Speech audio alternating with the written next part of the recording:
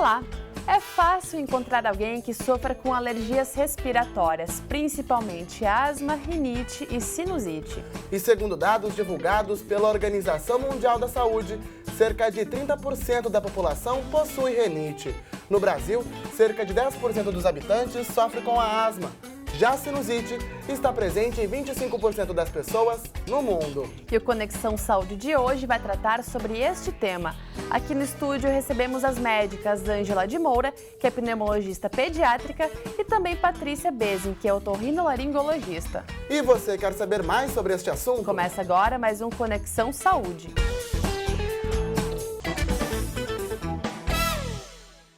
Nós começamos o Conexão Saúde de hoje mostrando a história do Wellison Santos, de 11 anos, que mora em Canoas. Ele sofre com a asma desde os 3 anos de idade e o principal fator que o leva a ter crises são as constantes mudanças de temperatura. Eu fui até a casa dele e conto essa história para você agora na reportagem.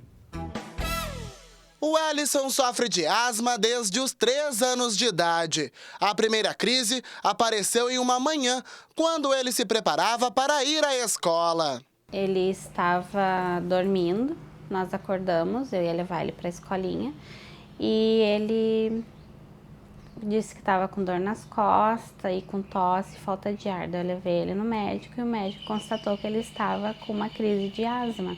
Após o diagnóstico, o Wellison iniciou o tratamento para controlar o problema. Primeiro foi com nebulização e quando ele tinha crises, daí tinha que usar mais medicação. Ele tinha que tomar e teve vezes que até no hospital ele tinha que tomar remédios na veia também, para poder passar a crise. E uma vez ele foi internado.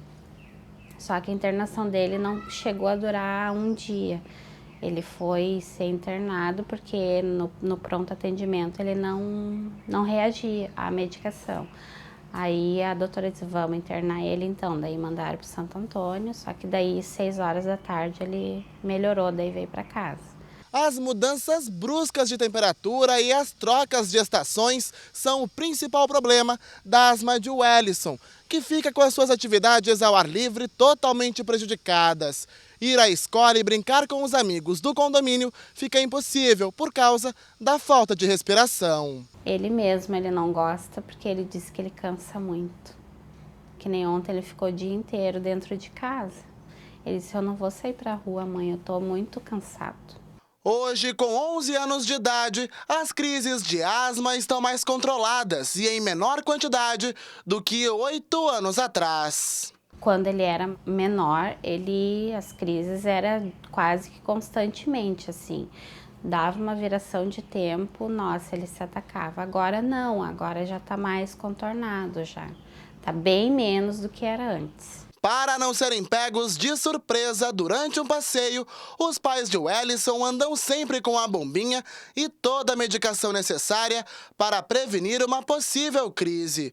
E além da asma, a rinite alérgica é um problema para o Wellison, principalmente durante a primavera. Ai, a rinite é terrível.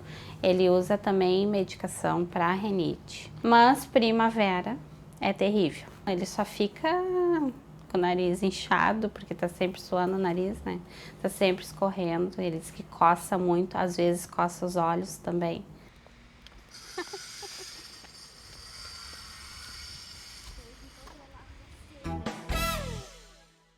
E como nós vimos na reportagem, as alergias respiratórias podem mudar a rotina de vida de muitas pessoas que sofrem com elas, mas existem formas de cuidados e prevenção, não é mesmo, Jaime? É isso mesmo, Jéssica. E agora nós vamos tirar essas dúvidas com as nossas entrevistadas aqui no estúdio. Bom, então primeiramente, sejam muito bem-vindas ao Conexão Saúde. Então vou começar com a doutora Ângela. É o seguinte, então, como a gente viu ali no depoimento, a gente viu então que o Wellison sofre com asma desde os 3 anos e ele só conseguiu ser diagnosticado em meio a uma crise. Mas tem como diagnosticar a asma sem a criança ou a pessoa ter tido uma crise ainda? Sim, pode fazer o diagnóstico antes de uma crise, mas não antes dela apresentar algum sintoma, porque o diagnóstico da asma ele é um diagnóstico baseado na história clínica da criança, né? Então, aquela criança que tem assim uma tosse prolongada, uma tosse que acomete principalmente à noite ou pela manhã, né? Uma criança que tem um histórico de ter crises assim de chiado no peito recorrentes, uma criança que faz uma atividade física e após isso tem tosse, tem algum sintoma, é uma criança que precisa ser avaliada. Né? Então, o diagnóstico vai ser baseado na história dessa criança, né? Na história de ter um pai ou uma mãe que também tinham chiado no peito, né? Essa criança está sempre frequentando uma emergência. Então, a gente começa o diagnóstico pela história clínica, né? Mas qual é o tipo de olhar que o pai ou a mãe tem que ter para pensar, tem que levar a criança no pneumo porque pode ter algo errado? O alerta é justamente esse, dessa tosse persistente, né? Sintomas aos esforços, que muitas vezes acarreta uma qualidade de vida para a criança, falta à escola porque está com falta de ar, chiado no peito, tosse, né? Uma criança que está sempre tossindo, então tem que ter um alerta, tem que investigar. Isso pode ser asma, né? Uma tosse que, principalmente pela manhã e à noite, pode ser asma, então precisa investigar, né? Os pais têm que estar atentos, porque se não tratar, pode entrar numa crise, como é o caso do paciente que a gente viu na reportagem, né? Então, uma crise de asma, ela pode ser uma crise tão grave que leva a criança à emergência, precisa de oxigênio, né? Muitas vezes internar, ou às vezes até uma crise mais grave ainda. Então, quando tem já algum sintoma, está dando algum sinal, começou a ter tosse, né? Uma tosse que não tem uma relação com resfriado, uma gripe, uma tosse mais prolongada. Então, já é um sinal de investigar a asma, como outras doenças, mas nesse caso a gente pensando numa criança com asma para prevenir, né, uma crise, uma internação, porque a asma ela é uma das doenças que mais causa internação nos pacientes pediátricos. Então, a gente precisa prevenir esse quadro mais grave, né? Mas, Patrícia, qual é o principal papel do otorrino num diagnóstico preventivo da asma? Ele tem algum papel nessa situação?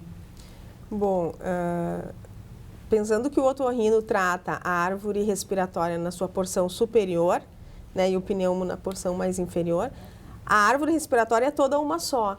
Então, é muito comum a concomitância das duas situações, pacientes que têm rinite que também têm asma, né? E muitas vezes a gente tratando a parte superior, a parte nasal e de rinofaringe, a gente consegue também a melhora do controle da asma, né? Então, são duas especialidades que trabalham em conjunto, né? A gente tratando a rinite, a gente consegue melhorar a asma também, isso já está comprovado. Com certeza. Bom, e Ângela, existem alguns graus de asma, digamos assim, né? Então, tu pode comentar um pouquinho com a gente a respeito deles? Sim, a gente tem, né, quando faz o diagnóstico, o primeiro momento que o paciente vem no consultório, a gente vai dar uma classificação com relação à gravidade, né? Se é um paciente que tem sintomas intermitentes, se é um paciente que tem sintomas mais leves, são sintomas mais graves, né? Isso a gente faz num primeiro momento. Hoje em dia, até a gente tem se baseado mais, assim, em classificar o paciente com asma para acompanhamento com relação ao controle da asma, né? Então, a gente tem duas formas aí, em relação à gravidade, que a gente não vai estar reavaliando em cada consulta, e com relação ao controle da asma, né? Então, o principal é a gente classificar esse paciente quando ele vem no acompanhamento, no consultório, se é uma asma que está controlada, não controlada, parcialmente controlada. Então, num primeiro momento, a gente faz uma avaliação da gravidade, né, conforme os sintomas, se os sintomas eles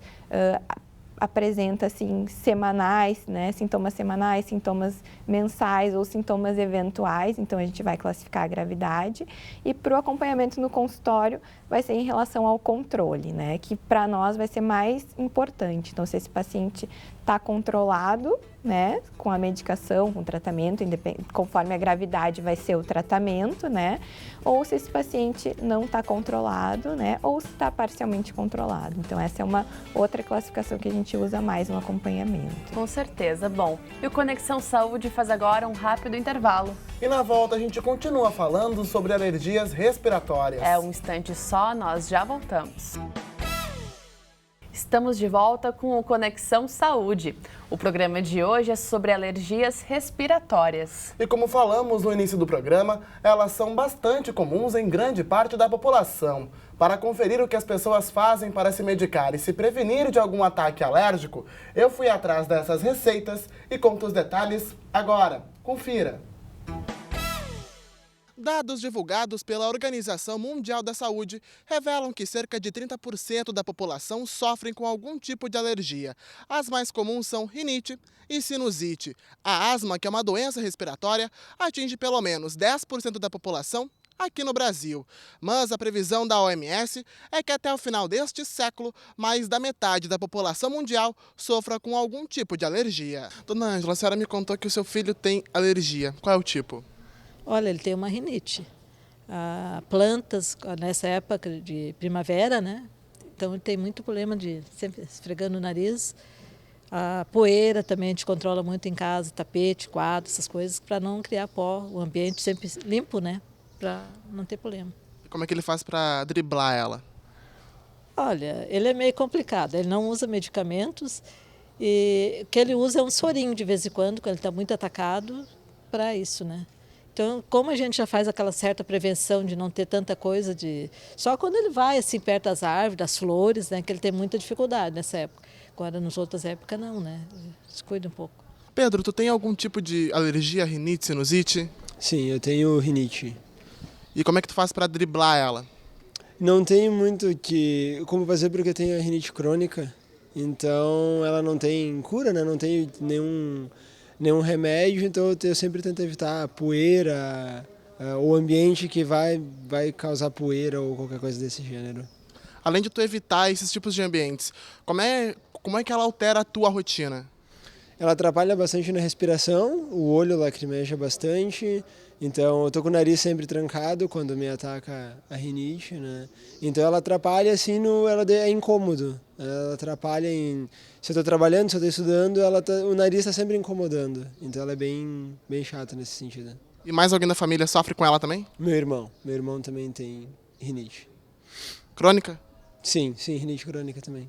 Dona Jaqueline, me conta, qual é o tipo de alergia que seu filho sofre? Rinite alérgica. E como é que ele faz para driblar ela? Principalmente o quarto, não pode ter nada que bicho de pelúcia, tapete. Ele toma, quando ele está com muita rinite, que é espirrar de manhã demais, ele tem que tomar um remedinho, que é Claritin, que é o nome do remédio, para aliviar, que senão ele fica às vezes 20 minutos espirrando. E o que isso altera na rotina dele? Ele coça muito o nariz, coça os olhos, né? Irrita ele, assim, e escorre muito a narina também. Isso que altera bastante nele, né? Ele fica muito irritado por causa disso.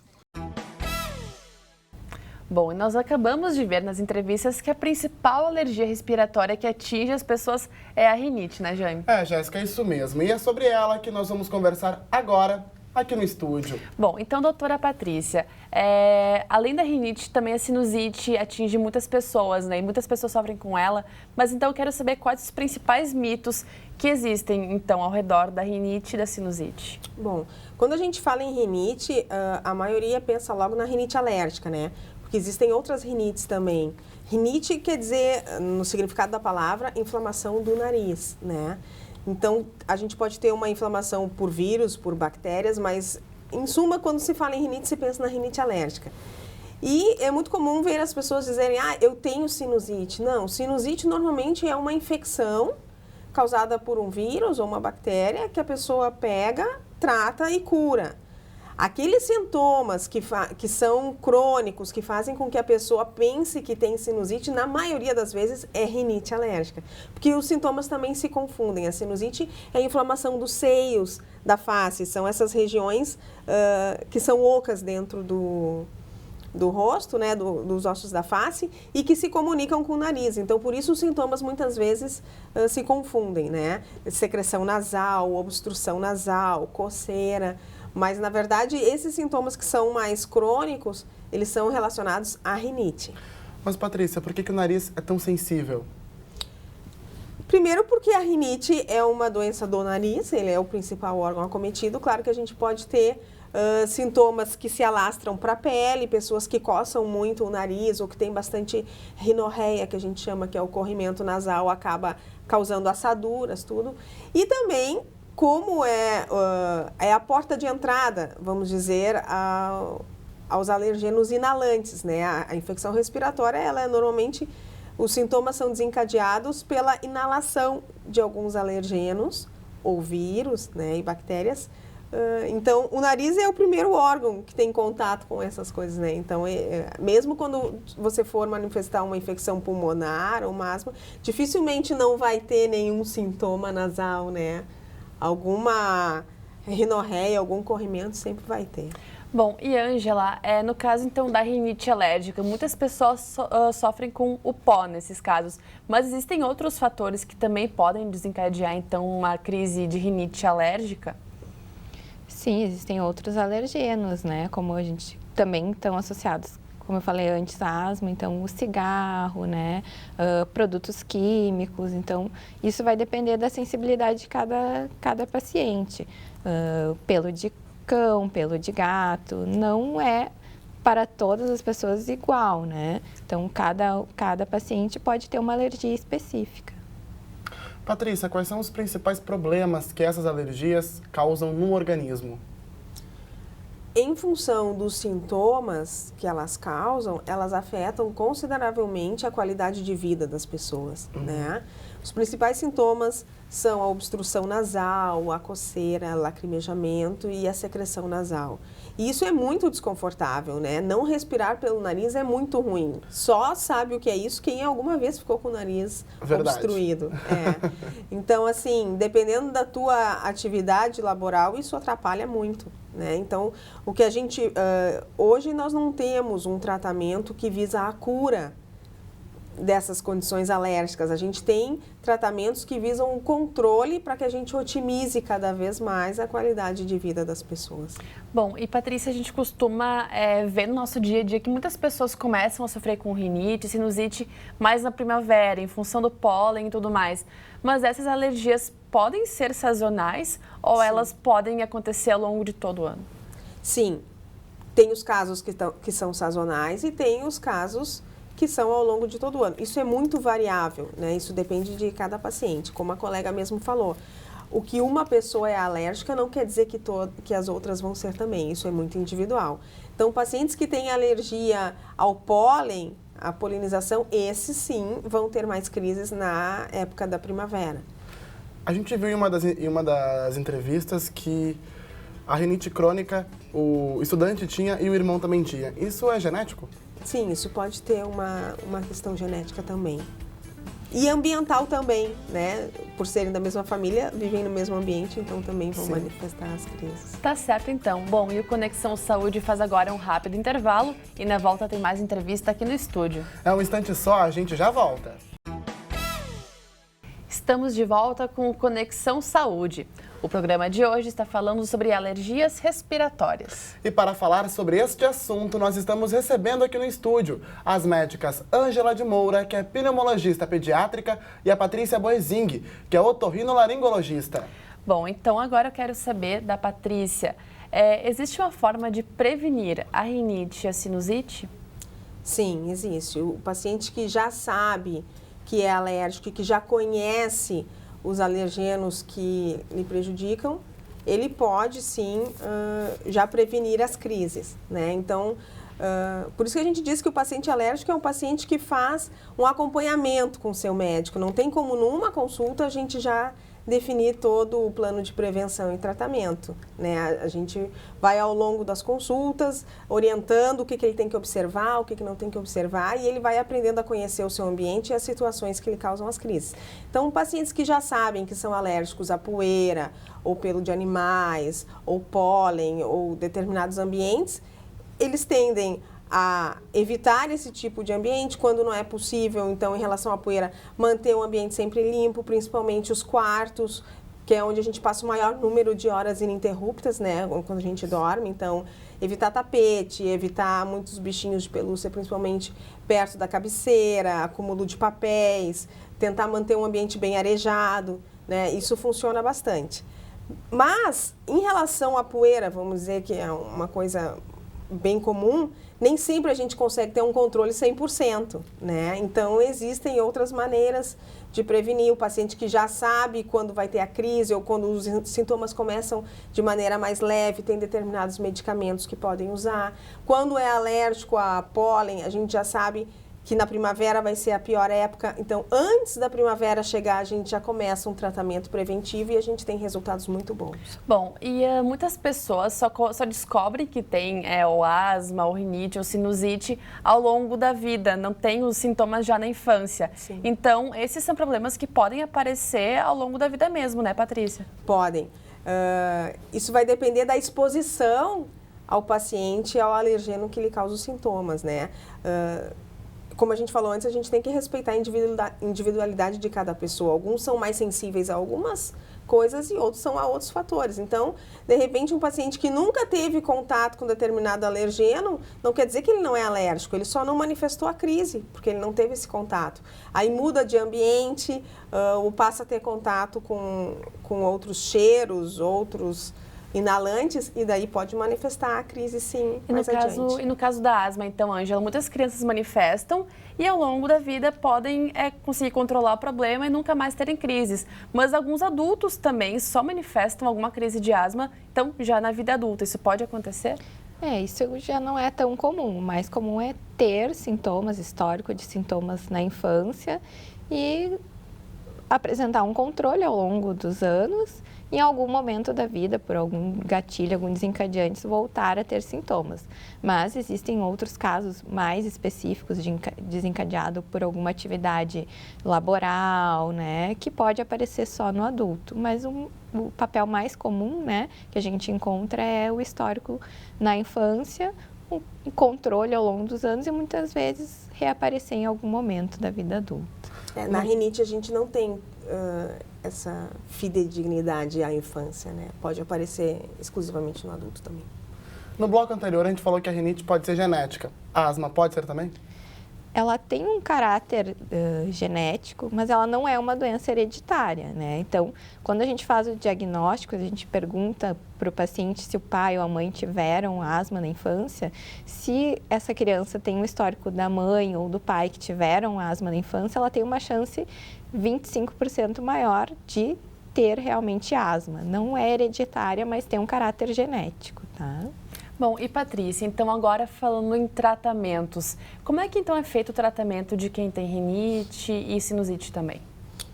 Bom, em relação à sinusite, como normalmente ela é uma infecção, a gente faz aquele tratamento pontual e normalmente resolve, né? Em casos crônicos, às vezes precisa de uma cirurgia, mas normalmente com tratamento clínico a gente tem um bom resultado.